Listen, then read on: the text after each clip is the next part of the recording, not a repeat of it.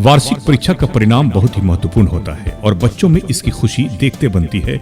और यही दिख रहा था जहानाबाद में रेडिएंट इंटरनेशनल स्कूल में, जहां वार्षिक परीक्षा फल वितरण एवं पीटीएम का आयोजन किया गया था, जिसमें काफी संख्या में अभिभावक अपने बच्चों के साथ पहुंचे थे और बच्चों का रिजल्ट देख खुशी जाहिर कर रहे थे। अभिभावकों का कहना था कि रेडिएंट इंटरनेशनल पब्लिक स्कूल में हमारे बच्चे लगातार प्रोग्रेस कर रहे हैं। बच्चों को वो सारी चीज बताई जाती है जो आज के समय में बहुत ही जरूरी है।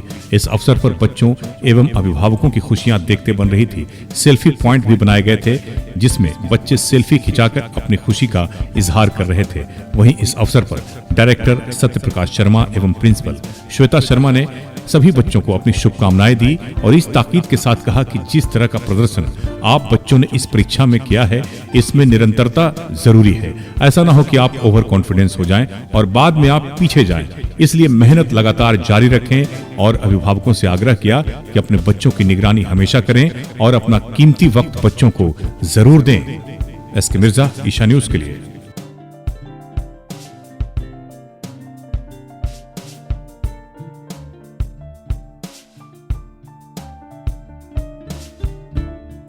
Radiant international school Jehanabad Gandhi Maidan में स्थित है और आज हमारे विद्यालय में रिजल्ट है और पीटीएम का भी आयोजन किया गया है।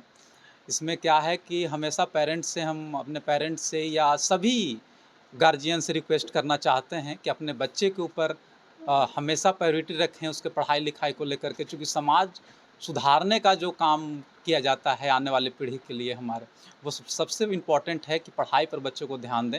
और अपने पेरेंट्स से हम यही रिक्वेस्ट करते हैं कि हर बच्चे के लिए जितना स्कूल जिम्मेदारी उतना ही पेरेंट्स को भी ध्यान देना चाहिए, ताकि बच्चे की पैरेलली ग्रोथ हो और ओवरऑल डेवलपमेंट हो बच्चे में होलिस्टिक, चाहे जिस भी फील्ड में हो, खेल कूद में फील्ड में हो, एकेडमिक्स के फील्ड में बच्चा हो, या लैंग्वेज स्किल्स की बात करें हम, या रिटन स्किल्स की बात करें, और ओवरऑल डेवलपमेंट जितने भी उनकी ज़रूरी चीज़ें हैं उस पर ध्यान दिया जाए। और स्कूल से भी मैनेजमेंट से भी हम यही सारी चीज़ें से बताते हैं। प्रिंसिपल भी श्वेता शर्मा जो हैं उनको भी हम यही सजेस्ट करते हैं, हम अपने स्टाफ को भी यही सजेस्ट करते हैं, बच्चे को हमेशा ओवरऑल डेवलपमेंट पे वर्क कीजिए।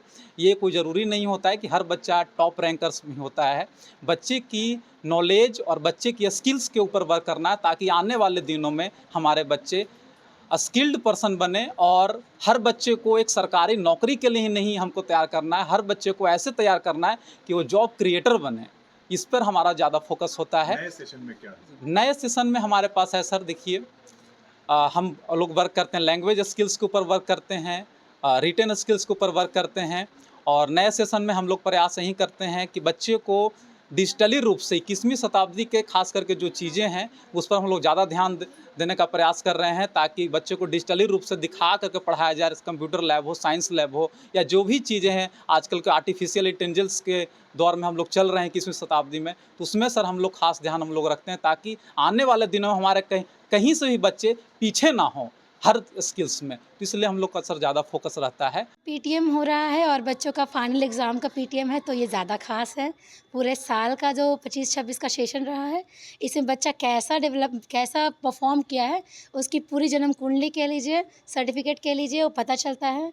सिर्फ मुझे लगता है पीटीएम यही नहीं है कि मार्क्स कितना आया है। मेरे अनुसार अगर पीटीएम के बारे में आप जानना चाहते हैं या रिज़ल्ट के बारे में, तो उसमें मैं सबसे ज़्यादा इंपॉर्टेंस देती हूँ मार्क्स से ज़्यादा वो है कि साल भर में बच्चा मेंटली कितना डेवलप हो गया, फिज़िकली कितना डेवलप हो गया, उसका मेन इथिकल वैल्यूज़ कितना ज़्यादा हुआ, वैल्यू कितना सीखा। और मैं ये भी समझती हूँ कि बच्चा अगर स्कूल में पढ़ता है तो वो घर जा कर के किस तरह से डिफरेंट तरीके से बिहेव करता है, यानी कितना ज़्यादा जो मैं ह्यूमैनिटी सिखाना चाहती हूँ, मैं वैल्यू सिखाना चाहती हूँ, मैं एक सज्जन बच्चा बनाना चाहती हूँ। I want to make him the upcoming future में वो बहुत बढ़िया रहे, कोई ये ना कहे कि बुरी बातें करता है या बुरे विचार उसके अंदर है। मुझे लगता है कि जो अच्छी बातें हैं, जो वैल्यूज़ हैं, जो पढ़ाई लिखाई की जो रूट है, वो अभी हम लोग बो सकते हैं। जो मुझे लगता है कि बच्चा जब 3 साल का होता है, 3 साल से लेकर के 15 साल के बीच में जो उनको सिखाया जाता है, जो माहौल उनको स्कूल में दिया जाता है, जिन टीचर से वो मिलते हैं, जो उनसे अच्छी बातें सीखते हैं, चाहे लैंग्वेज हो, चाहे पढ़ाई लिखाई हो, चाहे फैक्ट्स हो, चाहे अंधविश्वास को हटाना हो, चाहे आज के ज़माने की जो तकलीफ़ें हैं उसके बारे में जानना हो, या आज के डेट में एम्प्लॉयमेंट कितना गंभीर होने वाला है, या क्या चीज़ें ज़्यादा ज़रूरी है स्किल्स की। ये सब चीज़ों के लिए अपडेटेड रखना और बच्चे को पूरी तरह से एक अच्छा बच्चा, एक अच्छा सिटीज़न बनाना, ये तो पेरेंट्स 50% करते हैं और 50% स्कूल वाले करते हैं, अगर बच्चा स्कूल जाता है तो। कौन सा स्कूल है और कैसा ये रिजल्ट आया? रेडिएंट इंटरनेशनल स्कूल है, यहाँ का रिज़ल्ट इस बार बहुत अच्छा है और मैं इसकी क्रेडिट जो है मेरे टीचर्स को देना चाहती हूँ। मेरे जितने भी टीचर्स हैं, क्लास प्ले ग्रुप से लेकर के क्लास 6 तक, वो टीचर्स बहुत मेहनत करते हैं।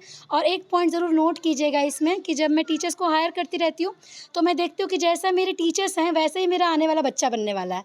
तो अगर टीचर्स की लैंग्वेज अच्छी नहीं है, अगर टीचर्स के पास कमी है किसी चीज़ की, तो बच्चा नहीं अच्छा कर सकता। पहली बात मुझे लगता है कि अगर मुझे इंग्लिश स्पीकिंग बच्चा चाहिए तो टीचर को इंग्लिश आना चाहिए।